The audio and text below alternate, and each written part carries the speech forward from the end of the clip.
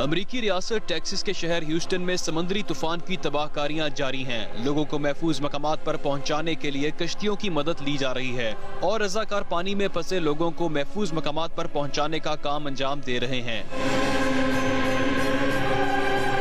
دوسری طرف سمندری طوفان ہاروی کی وجہ سے کیمیکل پلانٹ میں دھماکے کا خدشہ ہے، جس کے پیش نظر ارد گرد کی آبادی کو خالی کرا لیا گیا ہے۔ سمندری طوفان سے متاثر امریکی شہر ہیوسٹن میں رات کو کرفیو نافذ کر دیا گیا۔ میئر کا کہنا ہے کہ چوری، ڈکیتی، لوٹ مار اور رات کے وقت ڈرائیونگ کے واقعات کی روک تھام کے لیے کرفیو نافذ کیا گیا۔ شہر میں 2 فٹ سے زائد بارش ریکارڈ کی گئی ہے، جس کے بعد گلیاں، سڑکیں اور انڈر پاسز سب پانی میں ڈوبے ہوئے ہیں۔ کئی مقامات پر 10 فٹ تک پانی جمع ہے۔ فیڈرل ایمرجنسی مینجمنٹ ایجنسی کے مطابق سمندری طوفان سے 30,000 افراد بے گھر ہوئے ہیں۔